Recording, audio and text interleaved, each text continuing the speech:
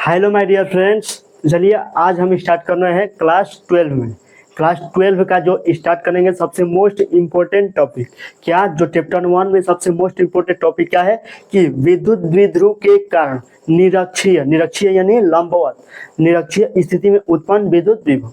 चलिए इस वीडियो को स्टार्ट करने से पहले यदि आप इस चैनल पर इस वीडियो पर नए हैं तो इस वीडियो को लाइक शेयर और सब्सक्राइब कर लीजिए ताकि कोई भी वीडियो आए तो आपके पास उसका नोटिफिकेशन तुरंत पहुंचे और आप उस वीडियो का बिना किसी चार्ज के आप उसका लाभ उठा पाएं।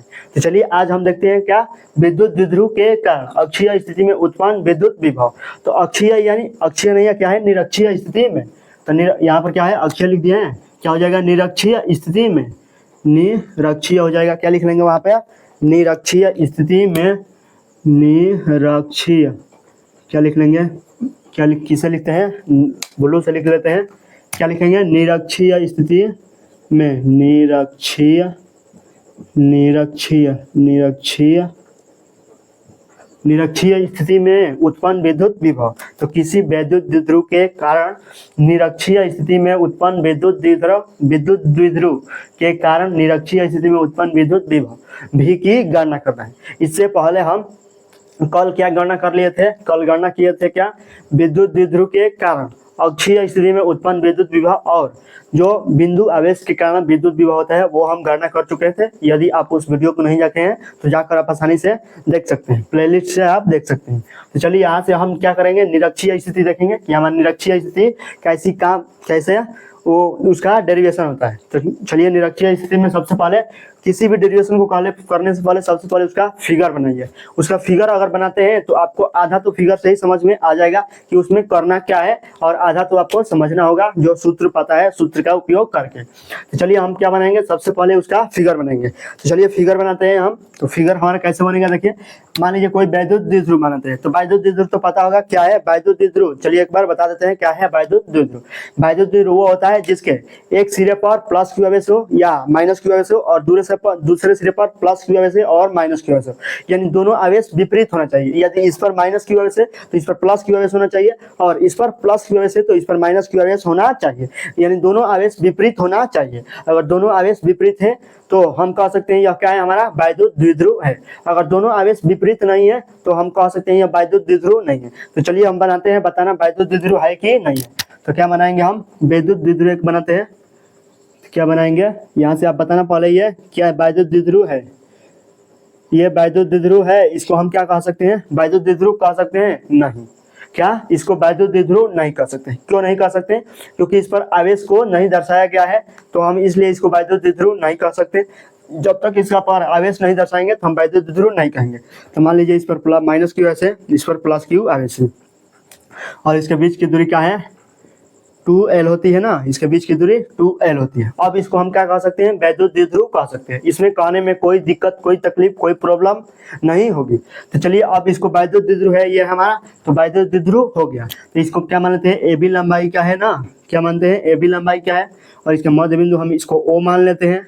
तो ये जब मध्य बिंदु है तो ये पूरा दूरी 2L है, तो ये कितना दूरी हो जाएगी, L हो जाएगी और ये दूरी क्या हो जाएगी, L हो जाएगी। ये इतना तो हो जाएगा ना, इतना दूरी L हो जाएगी और इतना दूरी L हो जाएगी। तो अब इसके मध्य बिंदु से निरक्षीय स्थिति में खींचना है ना, उसको क्या खींचते हैं, कल क्या कहते हैं, अक्षीय स्थिति में। अक्षीय माने 0 डिग्री पर खींचते हैं, समतल में खींचते हैं और निरक्षीय मतलब लंबवत खींचेंगे। क्या खींचेंगे, लंबवत। चलिए इसको लंबवत खींचते हैं, ये हमारा क्या हो जाएगी, लंबवत। तो लंबवत यानी निरक्षीय स्थिति में उत्पन्न विद्युत विभव की गणना करना है। यानी लंबवत खींच लिए, कितनी दूरी पर है, ये स्मॉल r दूरी पर है, ये स्मॉल r दूरी पर है। तो माइनस क्यू आवेश से भी थीटा कोण बनाएगा ना ये बिंदु, ये कौन सा बिंदु है, ये बिंदु P है। तो ये माइनस क्यू आवेश से भी थीटा कोण बनाएगा और ये जो प्लस क्यू आवेश है, प्लस क्यू आवेश से भी क्या बनाएगा, थीटा कोण बनाएगा। तो प्लस क्यू आवेश से भी थीटा कोण बनाएगा और माइनस क्यू आवेश से भी क्या बनाएगा, थीटा कोण बनाएगा। तो इस तरह ये फिगर हमारा इस तरह बन गया।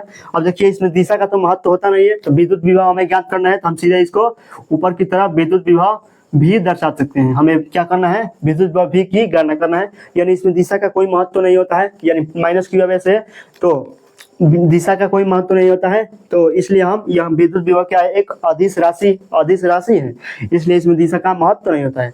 जब इसे चैप्टर नंबर 1 में किए थे, जो विद्युत क्षेत्र की तीव्रता कैपिटल ई थी, उसमें दिशा का महत्व था, तो इसको 2 घटकों में वियोजित किए थे, और इसमें 2 घटक में वियोजित नहीं करना है, क्योंकि यह एक अदिश राशि है। इस तरह हम यह हमारा फिगर तैयार हो गया। यही हमारा क्या है, फिगर है। इसी फिगर को हम देखकर इसका डेरिवेशन हल करेंगे। चलिए फिगर बन गया ना, आप क्या लिखेंगे, फिगर बनाने से के तुरंत बाद उसका मानक लिखेंगे। तो मानक इसका क्या है वो लिखते हैं। तो चलिए मानक लिखेंगे, क्या हो जाएगा, मानक क्या लिखेंगे, मानक कैसे लिखेंगे, चलिए देखते हैं कैसे लिखेंगे इसका मानक। तो मानक एक बार चलिए बता देते हैं, उसके बाद लिखवा देंगे। तो देखिए माना कि ए बी लंबाई का कोई वैद्युत द्विध्रुव आघूर्ण है, वैद्युत द्विध्रुव आघूर्ण है, जिसके एक सिरे पर माइनस क्यू आवेश है और दूसरे सिरे पर प्लस क्यू आवेश है, और इसके मध्य बिंदु ओ से स्मॉल आर दूरी पर निरक्षीय स्थिति में, क्या स्मॉल आर दूरी पर निरक्षीय स्थिति में एक बिंदु पी है, जिस पर उत्पन्न विद्युत विभव कैपिटल वी की गणना करना है। इस तरह हम इतना लिख देंगे तो इसमें नंबर हमारा फुल में आ जाएगा। और देखिए इसमें क्या छोड़ सकते हैं, छोड़ने लायक क्या चीज है। तो देखिए जब इसमें बोल रहे हैं कि ए बी लंबाई का कोई क्या है, वैद्युत द्विध्रुव आघूर्ण है, तो इसमें ये छोड़ सकते हैं कि माइनस क्यू आवेश है और दूसरे सिरे पर प्लस क्यू आवेश है, ये हम छोड़ सकते हैं, क्योंकि वैद्युत द्विध्रुव आघूर्ण उसी को कहते हैं जिसके एक सिरे पर माइनस क्यू आवेश है और दूसरे सिरे पर प्लस क्यू आवेश हो। अगर ये आवेश नहीं है तो हम इसको वैद्युत द्विध्रुव आघूर्ण नहीं कह सकते हैं, अगर आवेश है तो भी हम वैद्युत द्विध्रुव आघूर्ण इसको कहेंगे। तो देखिए तो अगर वैद्युत द्विध्रुव आघूर्ण कह रहे हैं तो इसको हटा भी सकते हैं और नहीं भी है लिख देंगे तो अब और अच्छा रहेगा। तो चलिए हम लिख देंगे, तो चलिए लिखते हैं आप इसका मानक। आप तो समझ गए होंगे, अगर भोर पड़ जाता है, मन नहीं पड़ता है, पेपर में बैठे हैं, अगर दिमाग में नहीं आया और नहीं लिख पाए तो ये ना समझना कि क्वेश्चन गलती हो जाएगा, जो माना की है वो गलती हो जाएगा। गलती कभी नहीं होता है, माना कि वही लिखा जाता है जो फिगर में दिया होता है। तो चलिए इस तरह जो फिगर में दिया है उसी को हम भी लिखेंगे, उसी को सेम टू सेम लिखेंगे, जो बोले हैं वही लिखेंगे। तो माना कि ए बी लंबाई का ए बी लंबाई का कोई वैद्युत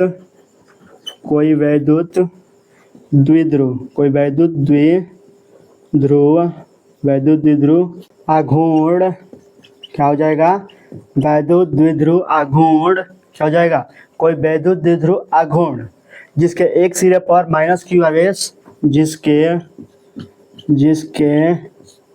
एक सिरे पर माइनस क्यू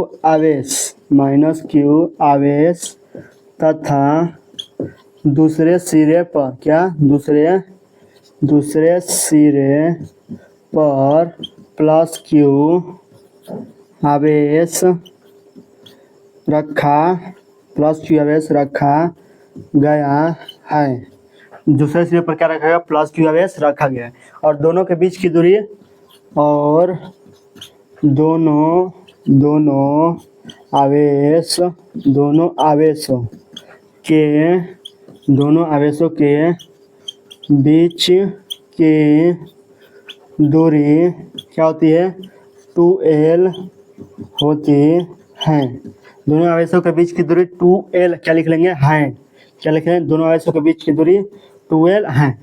तो इसके मध्य बिंदु O से तो विद्युत द्विध्रुव क्या लिख लेंगे,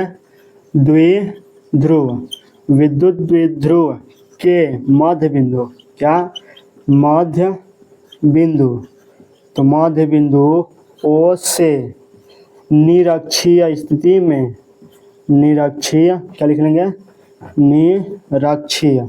निरक्षीय स्थिति को क्या बोलते हैं, एक और नाम है, बताओ क्या नाम है।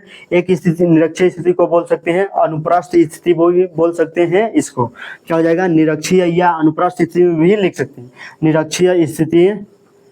निरक्षीय स्थिति में स्मॉल आर दूरी पर एक बिंदु क्या है, एक बिंदु P, निरक्षीय स्थिति में स्मॉल आर दूरी पर एक बिंदु P स्थित है जिस पर क्या करना है, जिस पर परिणामी जिस पर परिणामी विद्युत विभव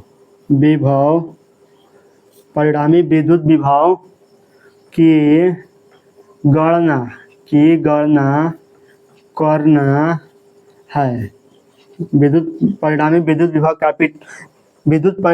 विभव कैपिटल भी लिख सकते हैं यहाँ पर, विद्युत विभव कैपिटल भी की गणना करना है। इस तरह हम यहाँ से इतना तो आप लिख सकते हैं मानकी में, तो मानकी तो आप आसानी से लिख सकते हैं। और चलिए मानकी के आगे चलेंगे तो क्या आएगा, अब इसका देखिए, किसी भी डेरिवेशन को करने से पहले किसी सूत्र का सहायता लिया जाता है, उसके बाद उसका डेरिवेशन किया जाता है। फिजिक्स में आप किसी भी डेरिवेशन को किए, चाहे कितना भी डेरिवेशन, कोई भी डेरिवेशन हो, यदि आप उसको कर रहे हैं तो किसी न किसी सूत्र का जरूर सहायता लेंगे, तभी वो डेरिवेशन होगा, अन्यथा वो डेरिवेशन संपन्न ही नहीं होगा जब तक किसी सूत्र का उपयोग नहीं करेंगे। तो चलिए हम भी इसमें किसी सूत्र का उपयोग करेंगे। तो देखिए कौन सा सूत्र लग गया यहाँ पर, देखिए माइनस क्यू आवेश के कारण बिंदु P पर उत्पन्न विद्युत विभव निकालेंगे ना, यही ना निकालना है, और प्लस क्यू आवेश के कारण बिंदु P पर उत्पन्न विद्युत विभव, तभी तो परिणामी निकालेंगे इसका। अब चलिए परिणामी निकालेंगे। अब तो क्या हो जाएगा, माइनस क्यू आवेश के कारण बिंदु P पर, यानी देखिए एक आवेश के कारण कोई बिंदु पर विद्युत विभव निकालना है, यानी बिंदु आवेश के कारण उत्पन्न विद्युत विभव, इसी सूत्र का उपयोग होगा। बिंदु आवेश के कारण उत्पन्न विद्युत विभव और बिंदु आवेश के कारण उत्पन्न विद्युत विभव, इसी सूत्र का उपयोग करके हम इसका डेरिवेशन करेंगे। तो चलिए बिंदु आवेश के कारण विद्युत विभव क्या होता है, V बराबर 1/4 pi epsilon not into Q बटे में R, इसी सूत्र का उपयोग करेंगे और यहाँ पर इसका डेरिवेशन हल करेंगे। तो चलिए यहाँ से इस सूत्र का उपयोग करेंगे ना, तो देखिए इसमें जो चीज नहीं दिया है वो हम निकाल लेंगे, तो अब इसका लिखेंगे ना। तो चलिए यहाँ से अब निकालेंगे क्या, देखिए V तो हमें पता है, V तो पहले के लिए V1 मान लेंगे और दूसरे के लिए V2 मान लेंगे। 1/4 पाई तो ये कांस्टेंट है, ये तो कॉमन रहेगा हमेशा, ये तो मान निश्चित है। और उसके बाद जाएंगे तो Q यानी आवेश, पहले तो निकालेंगे माइनस Q आवेश, तो आवेश तो दिया है माइनस Q एक में, और दूसरे में निकालेंगे प्लस Q, तो दूसरे में तो दिया है प्लस Q दिया है। उसके बाद R है, दूरी क्या है, R है, यानी दूरी माइनस Q आवेश के कारण निकालेंगे तो ये दूरी AP निकालना पड़ेगा हमको ना, दूरी क्या निकालना पड़ेगा AP, और क्या निकालेंगे प्लस Q आवेश के, जब विद्युत विभव निकालेंगे प्लस Q आवेश के कारण बिंदु P पर, तो हमें दूरी BP निकालना पड़ेगा। बस हमें इसी को समझना है, हमें दूरी क्या निकालना है, AP और BP की जब गणना कर लेंगे हम, तब हम विद्युत विभव की गणना आसानी से हम कर सकते हैं। चलिए अब दूरी निकालेंगे पहले, तो अब उस सूत्र का उपयोग करके दोनों आवेशों पर निकालेंगे। तब समझ गया ना, दूरी क्यों निकालेंगे, दूरी इसलिए निकालेंगे ताकि इस सूत्र को हम पुट कर सके आसानी से। तो चलिए दूरी निकालते हैं, तो दूरी हमारा क्या हो जाएगा, ये तो देखिए ये दूरी निकालना है और ये दूरी निकालना है, यानी ये दूरी पहले निकाल रहे हैं तो क्या हो जाएगा, समकोण त्रिभुज ये बन रहा है ना, समकोण त्रिभुज AOP में, यही नंबर रहा है समकोण त्रिभुज AOP में। तो देखिए कोण का स्क्वायर हो जाएगा बराबर लंब का स्क्वायर प्लस आधार का स्क्वायर, इसे सूत्र का यहाँ पर उपयोग करेंगे तो क्या हो जाएगा, समकोण त्रिभुज AOP में क्या हो जाएगा, कोण के स्क्वायर बराबर लंब का स्क्वायर प्लस आधार का स्क्वायर हो जाएगा, यही ना होगा। अब कोण बराबर निकालेंगे तो क्या हो जाएगा, रूट में लंब का स्क्वायर प्लस आधार का स्क्वायर हो जाएगा, यही ना होगा। क्या होगा, लंब का स्क्वायर प्लस आधार का स्क्वायर हो जाएगा। और चलिए कोण का मान क्या रखेंगे, कोण यह हमारा है, यहाँ से यहाँ तक के बीच की दूरी क्या है, AP, यहाँ पर AP रख देंगे, और रूट में क्या हो जाएगा लंब, यानी लंब का मान ये है R है, तो क्या लिख लेंगे R स्क्वायर प्लस आधार यानी A, ये वाला आधार है, यानी आधार का मान L दिया है, तो क्या लिख लेंगे L स्क्वायर हो जाएगा। इस तरह हम AP का मान आसानी से ज्ञात कर सकते हैं। अब देखिए हमें BP ज्ञात करना है, तो BP ज्ञात करने के लिए देखिए कैसे ज्ञात करेंगे, देखिए ये जो समकोण त्रिभुज AOP है वो BOP भी वही समकोण त्रिभुज है, देखिए दोनों सेम त्रिभुज है। देखिए जो BOP में भी निकालेंगे तो मान लीजिए कोण का स्क्वायर यानी BP का स्क्वायर बराबर क्या हो जाएगा, लंब का स्क्वायर यानी L स्क्वायर, लंब का स्क्वायर यानी R का स्क्वायर, और प्लस आधार का ये स्क्वायर यानी L का स्क्वायर, तो R का स्क्वायर प्लस L का स्क्वायर, यानी दोनों सेम है। तो हम दोनों त्रिभुज अगर सेम है तो जो AP का मान होगा वही हमें BP का मान होगा। तो इस तरह हम समझ सकते हैं, तो AP और BP दोनों आपस में बराबर होगा, तो जब बराबर होगा तो AP का मान तो निकालेंगे, तो BP का हमें मान निकालना क्या है, हम सीधे इसी प्रकार लिख सकते हैं। क्या लिख सकते हैं, इसी प्रकार, तो इसी प्रकार लिखेंगे तो क्या हो जाएगा, बीपी बराबर क्या हो जाएगा, रूट में are square plus L square हो जाएगा। ये हो जाएगा R square plus L square हो जाएगा। इतना तो निकाल लिए ना। अब यहाँ से अब आपको आसानी से आप हल कर सकते हैं, यानी दूरी भी निकल गया, आवेश भी निकल गया और विद्युत विभव भी मान पता चल गया।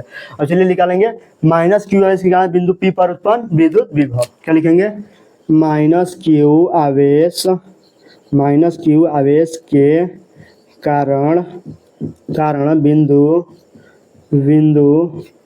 कारण बिंदु पी पर उत्पन्न विद्युत विभव क्या हो जाएगा, माइनस क्यू एस के उत्पन्न विद्युत विभव यानी V1 मान लेंगे तो V1 बराबर क्या हो जाएगा, 1/4 पाई एप्सिलॉन नॉट इंटू क्या हो जाएगा Q, यानी माइनस क्यू एस का निकालना है ना, तो आवेश क्या भरेंगे, माइनस क्यू लेंगे। यानी देखिए क्यू भरेंगे तो क्यू हो जाएगा, यानी आवेश का मान माइनस क्यू है, तो यहाँ पर माइनस क्यू भरेंगे, क्योंकि जब विद्युत विभव है, विद्युत विभव एक अदिश राशि है। जब अदिश राशि है तो उसमें दिशा का महत्व तो नहीं होता है। जब दिशा का महत्व तो नहीं होता है, यानी आवेश माइनस में है तो माइनस में ही लेंगे और प्लस में है तो प्लस में ही लेंगे। क्योंकि जब पहला चैप्टर हम कर रहे थे विद्युत क्षेत्र की तीव्रता में निरक्षीय स्थिति वाला विद्युत क्षेत्र में कर रहे थे, तो उसमें दिशा का महत्व था, यानी विद्युत क्षेत्र एक सदिश राशि था तो उसमें दिशा का महत्व था। जब दिशा का महत्व था तो उसमें जो माइनस क्यू आवेश भी था उसमें प्लस क्यू आवेश ही ले रहे थे, और जो प्लस क्यू आवेश था वो तो प्लस से ले ही रहे थे, और इसमें जो माइनस है वो माइनस लेंगे और प्लस है जो प्लस लेंगे, क्योंकि ये क्या है, एक अदिश राशि है, इसलिए माइनस को माइनस लेंगे और प्लस को प्लस लेंगे। और इसमें दिशा का महत्व तो नहीं होगा, इसलिए किसी दो घटकों में इसको विभाजित नहीं किए, और उसमें क्या किए थे, दो घटकों में वियोजित किए थे उसको, और इसको नहीं किए हैं क्योंकि इसमें दिशा का तो महत्व तो नहीं है। क्या हो जाएगा, V1 बराबर 1/4 pi epsilon not into minus q बटे में क्या हो जाएगा, आर का मान क्या है, यहाँ पर आर मतलब AP हो जाएगा ना, तो यहाँ पर AP एक बार लिख ले रहे हैं ताकि आपको कोई भी दिक्कत ना हो। क्या लिख लेंगे, AP हो जाएगा, इस तरह हो जाएगा ना, AP हो जाएगा। अब क्या लिख लेंगे, V1 बराबर हो जाएगा 1/4 pi epsilon not into minus q बटे में AP का मान क्या है, रूट में are square plus L square, root में are square plus L square हो जाएगी। यही ना है, AP का मान रूट में are square plus L square है। अब क्या हो जाएगा, अब आगे चलेंगे तो क्या हो जाएगा, अब प्लस क्यू आवेश के लिए निकालेंगे ना, माइनस क्यू आवेश करना बिंदु P पर तो हो गया। अब क्या निकालना है, प्लस क्यू आवेश करना बिंदु P पर उत्पन्न विद्युत विभव। क्या निकालेंगे, प्लस क्यू आवेश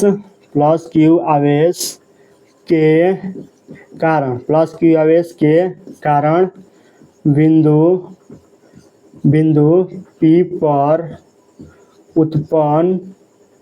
P पर उत्पन्न क्या लिख लेंगे, बिंदु P पर, ये अच्छा से लिख रहे हैं क्या, बिंदु P पर उत्पन्न, क्या लिख रहे हैं, बिंदु P पर उत्पन्न विद्युत क्या लिख लेंगे, विद्युत विभव। तब क्या हो जाएगा, विद्युत विभव V2 हो जाएगा। ये क्या हो जाएगा, V2 बराबर क्या हो जाएगा, 1/4 पाई एप्सिलॉन नॉट हो जाएगा ना। V2 बराबर क्या हो जाएगा, 1/4 pi epsilon not into Q का मान प्लस में है तो यहाँ पर क्यू ही रहने देंगे, और बटा में R, यानी R का मान क्या है, यहाँ पर BP है, तो यहाँ पर क्या रख लेंगे, BP रख लेंगे। और BP का मान हम निकाल चुके हैं, क्या निकाले हैं, BP का मान हम निकाल चुके हैं, क्यू बटे में क्या हो जाएगा, BP का मान R square plus L square, root में क्या हो जाएगा, R square plus L square हो जाएगा। यही हमें क्या निकाले हैं, बीपी का मान निकाले हैं, रूट में are square plus L square हो जाएगा। ये इस तरह हम बीपी का मान और एपी का मान निकाल के यहाँ तक मान पुट कर दिए। अब चलिए बस इतना समझ में आ गया तो आपको सब कुछ समझ में आ गया, और इसके बाद कुछ भी करना नहीं है, बस थोड़ा था दिमाग लगाना है और यह सवाल, यह डेरिवेशन हो जाएगा। और देखिए यहाँ पर हो गया ना। अब क्या निकालेंगे, बिंदु P पर परिणामी निकालना है ना, क्योंकि माइनस और प्लस के लिए तो निकाल लिए। अब क्या निकालना है, परिणामी। तो परिणामी के लिए लिखेंगे, पहले सबसे पहले लिखेंगे कि चूंकि V एक क्या है, V एक अदिश राशि है, तो लिख लेंगे V एक क्या है, अदिश राशि है। चूंकि V एक अदिश